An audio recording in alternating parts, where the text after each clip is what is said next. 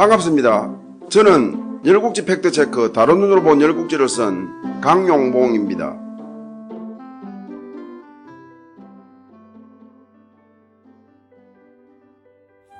이번 회차에서는 열국지 팩트체크 다른 눈으로 본 열국지 제3장 기다림 그리고 기다림의 끝 제1절 짧고 굵게 진문공 9 성복전쟁 중 면사패에 대하여 살펴보겠습니다. 저는 오늘 살펴볼 열패열국지의 글을 쓰기 위하여 사기, 춘추좌전, 국어 등의 문헌을 인용했는데요. 그 상세 내역은 자막으로 나가는 바이니 참고하시기 바랍니다. 기원전 632년 4월 성덕신은 진나라 연합군에 대피하여 다른 초나라 장수들과 함께 성복 들판을 달아나면서도 성복전쟁의 패배를 도저히 받아들일 수 없었습니다. 이대로 초승왕을 볼 수가 없었습니다. 그는 자신에 대한 위가의 평가를 상기하며 휴땅의 초군 대체에서 전열을 정비하여 다시 한번 진군과 겨루리라고 작정하고 휴땅으로 달아났습니다. 지난 제74회차에서 살펴본 바와 같이 투자문이 성덕신을 영륜에 청가하고 은퇴하는 자축년에서 위가는 성덕신은 용감하여 독전할 정도이지 대군을 거느릴 인물은 아니다. 성덕신을 영륜에 청가한 것은 축하할 일이 아니라 조상할 일이다. 성덕신이 군대를 온전하게 거느리고 개선한다면 그때 가서 축하해도 늦지 않을 것이다 라며 성덕신과 투자문을 신랄하게 비판한 바 있었죠. 성덕신은 그 말을 생각하며 도저히 성복전쟁의 패배를 받아들일 수 없었던 것입니다. 성덕신이 재기를 노리며 휴땅으로 달려가고 있을 때 전초병 하나가 달려와 이미 휴땅의 초군 대체에 적의 깃발이 휘날린다고 보고하자 성덕신은 크게 놀랐습니다. 아니 선진은 초군과 치열하게 싸우는 그 과정에서 언제 휴땅의 초군 대체까지 계산했단 말인가. 성덕신은 재기가 불가능함을 절감하고 크게 낙담하였습니다. 그러고는 방향을 틀어 곧장 초나라로 달아났습니다. 제나라 국기보와 공자은은 선진의 지시에 따라 휴땅 부근에 자국군을 이끌고 매복하고 있다가 초군이 진군과 싸우는 사이에 초군 대체를 점령하여 치중을 탈취했던 것입니다. 성덕신 등 초군 배잔병은 수수를 따라 초나라로 돌아가다가 공상에서 위주를 만났습니다. 의기소침하고 기가 죽어 있던 초군은 꼼짝없이 죽었구나 싶었죠. 그런데 위주가 한바탕 훈시할 뿐 더는 공격하지 않고 초군들을 속히 달아나라고 호통치자 초군은 위주에게 감사의 예를 표할 겨를도 없이 그러마 나살래라라며 재빨리 초나라 쪽으로 달아났습니다. 지난 제67회차에서 살펴본 바와 같이 지난날 진문공 즉 중위 일행의 망명시절인 기원전 637년경에 중위 일행이 초나라를 경유한 일이 있었는데 이때 위주가 전설상의 짐승 맥을 목졸라 죽이는 것을 직접 목격한 초장들은 위주의 가공할 만한 용력을 익히 알고 있어서 위주에게 벌벌 떨었던 거였죠. 초군 배잔병은 초군들을 살려보내라는 진문공의 지시를 모르고 있었기 때문에 더욱더 위주를 두려워하고 있었는데 알고 보면 위주는 사실 초군을 치고픈 혈기를 꾹 참고 있었던 거죠. 성덕신은 비록 초나라에는 돌아왔지만 도저히 초승왕을 만날 수가 없었습니다. 성복전쟁 전에 초승왕이 진문공과의 전면전을 피하기 위하여 제나라 양국에 주둔 중인 초군을 철수시키면서 송나라를 치던 자신에게도 철군하라 하고 심지어 진군과는 맞붙지 말라고 했는데 이를 어기고 고집을 피우며 진나라 연합군과 맞붙어 패했으니 입이 10개라도 할 말이 없었던 거죠. 이에 성덕신은 투발, 투의신, 투월초 등 패장들과 함께 죄인이라 자처하며 영곡에 주저앉았습니다. 그러고는 자기 아들 성대심을 신성에 머물던 초승왕에게 보내어 성복전쟁의 패배를 대신 보고하게 하였습니다. 초승왕은 성대심의 패전보고에 대로하였습니다. 자신이 그렇게 철군하라 하고 또 철군하지 않는 그에게 진문공과는 일전을 피하라고 신신당부했건만 명령을 듣지 않고 결국 패하여 자신의 명예를 실추시키고 초군까지 상하게 했으니 크게 격분한 거였죠. 이에 초승왕은 싸움에서 진 자는 죽음뿐인 국법을 모르는가? 모든 패장은 속히 자살하라 라고 명령하였습니다. 성대심은 패전을 보고하는 내내 초성왕의 얼굴이 불그락부르락 하는 것을 보며 패장들이 중부를 면치 못하였구나 라고 생각했지만 그렇다고 패장 모두에게 자살 명령이 떨어질 줄은 몰랐습니다. 이에 성대심은 패장들에 대한 죄를 가볍게 해줄 것을 청하려고 했으나 초성왕은 명령을 내리자마자 싸늘한 바람만 남긴 채 조당을 떠나버리자 성대심은 더는 어떻게 해볼 도리가 없었습니다. 성대심은 아비 등을 포함한 패장들에 대한 자살 명령을 전하러 영곡으로 갔습니다. 무거운 발걸음이었죠. 삭탈관직이나 유배 정도의 중보를 기대하고 있을 패장들에게 자살하라는 명령을 전하려니 마음도 무거웠습니다. 성대심은 영곡에 머무는 패장들에게 울면서 초성왕의 명령을 전하였습니다. 성덕씨는 초성왕의 명령을 듣고는 왕이 용서한다고 해도 나 스스로 어찌 용서할 수 있으리, 무슨 면목으로 전사한 유가족들을 대할 것인가 라며 기원전 632년 4월에 칼을 뽑아 자기 목을 치고 죽었습니다. 한편 아버지를 따라 신성에 머물던 위가는 성복전쟁에서의 초군의 패배와 이에 따른 패장들에 대한 초성왕의 자살 명령을 전해 듣고는 아버지인 위 여신에게 성덕씨는 혼자서는 책임을 맡을 자는 아니지만 지혜로운 자의 보필을 받으면 큰 일을 이룰 자이다. 초성왕이 성덕신을 죽이면 이는 진나라에 두 번 패하는 것이다 라며 지난날 성덕신이 초성왕에게서 받은 면사패를 말하며 그를 살릴 기회가 아직 남아있음을 설명하였습니다. 위 여신은 안 그래도 성덕신의 처지를 남의 일이 아니라고 걱정하던 차에 위가의 말을 듣고는 용기를 얻어 급히 초성왕을 만났습니다. 그러고는 면사패를 이야기하자 초성왕은 크게 놀라며 면사패를 잊은 것을 깨닫고 대부 반왕을 연곡에 보내어 사면령을 전하게 하였습니다. 초성왕은 성덕신이 성복전쟁에서 승리했다고 하더라도 철군하라는 자신의 명령을 어긴 죄를 물을까 말까 하는 상황에서 더군다나 패전했다고 하자 더 이상 따질 것 없이 자살 명령을 내렸던 것인데 까마득히 면사패를 잊은 것을 크게 후회하고 반왕을 급히 영곡으로 보냈던 것입니다. 반왕이 초성왕의 사면령을 갖고 연곡에 이르렀을 때 그때 투의신은 대들보에다 목을 메었으나 몸이 무거워 비단줄이 끊어져 마루에 떨어진 상태였고 투발은 성덕신의 시체를 염해놓고 죽을 생각이어서 살아있었지만 성덕신은 이미 칼로 자기 목을 찌른 뒤였습니다. 결국 성덕신은 사면령의 혜택은 보지 못한 셈이었죠.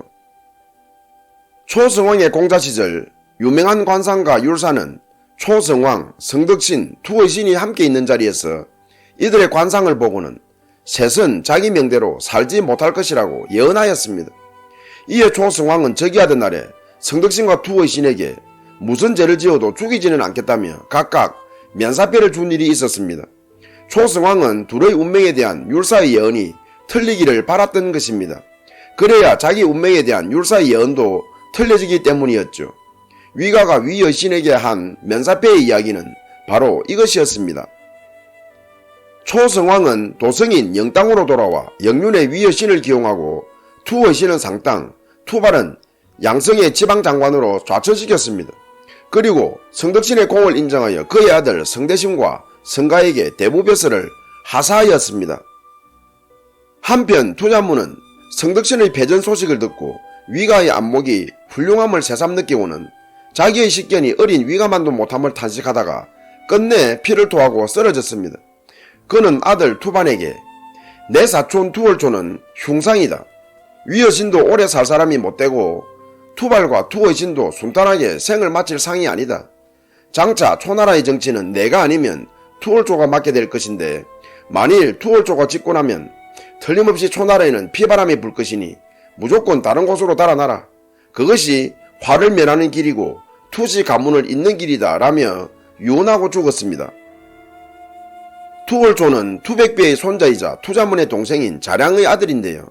그가 태어났을 때 공과 호랑이 형상에다가 이리 소리를 내자 투자문은 이 아이는 장차 우리 가문을 망하게 할 것이다 라며 곧장 죽이라고 했으나 자량은 어찌 갓 태어난 아이를 죽이느냐, 그럴 수는 없다 라며 투자문의 이야기를 듣지 않았습니다.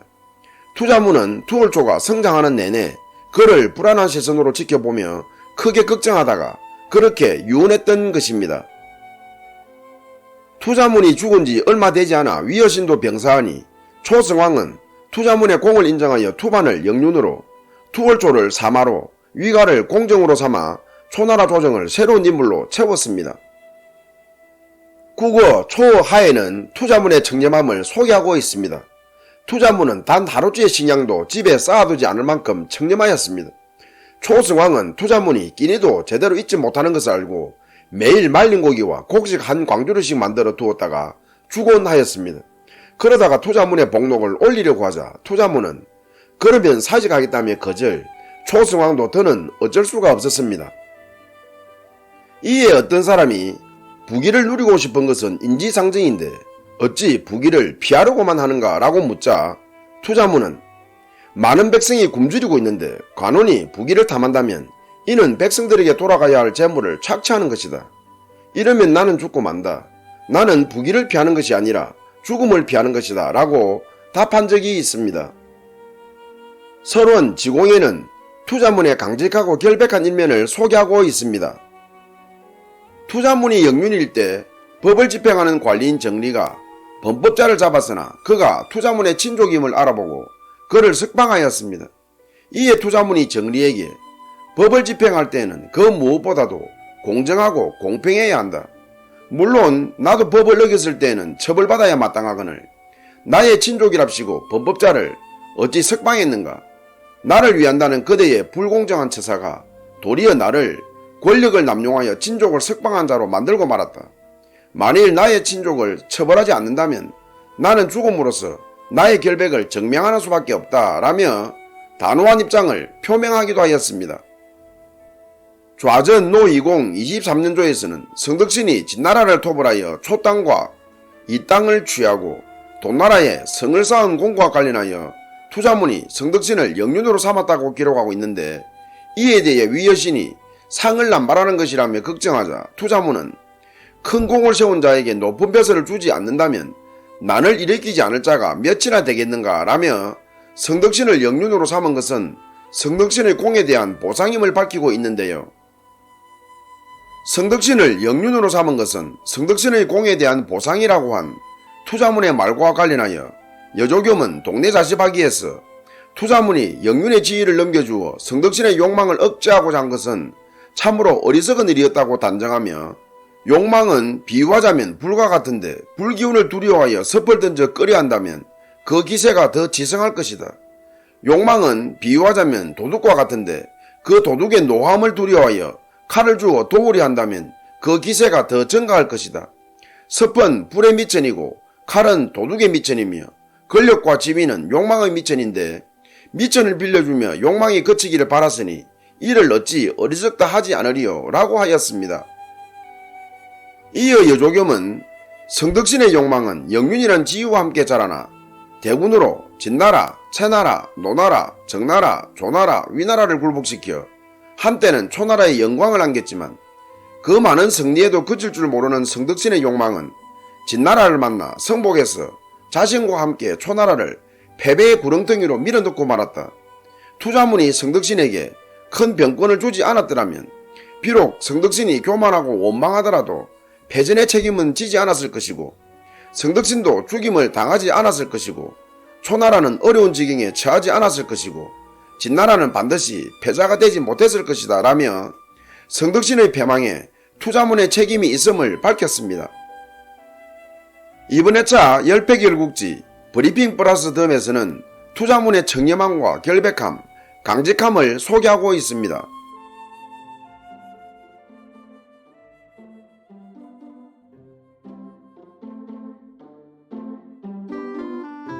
(2014년 3월) 미국 캘리포니아주 리버사이드에 사는 22살의 쇼나 린 팔머는 한 식품 매장에서 점원으로 일하다가 발가락을 다쳐 목발 없이 설 수 없다며 산재를 신청하여 $24,000의 보험금을 탔습니다. 그런데 팔머가 보험금을 탄 후부터 몇 개월이 지나도록 아예 출근조차 하지 않자 보험당국이 그녀를 수상히 여기고 조사에 착수한 결과 그녀가 거짓말로 산재보험금을 탄 사실을 밝혀냈습니다. 캘리포니아주 보험당국이 팔머의 거짓말을 어떻게 알았을까요? 그것은 그녀가 산재보험금을 탄 후 미인대회에 출전한 동영상을 입수한 결과였습니다. 그 동영상에서 그녀는 비키니를 입고 하이힐을 신고서 멀쩡히 무대에서 캣워크를 했기 때문이었죠. 목발 없이는 도저히 설 수조차 없다며 보험금을 타고서 말이죠.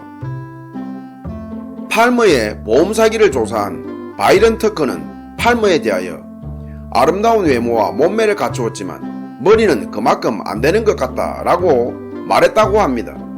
다른 부위도 아니고 발가락을 다쳤다고 하고서 캣워크를 했으니 팔머는 할 말이 없었겠네요. 끝까지 시청해주셔서 감사합니다. 다음 회차에서 뵙겠습니다.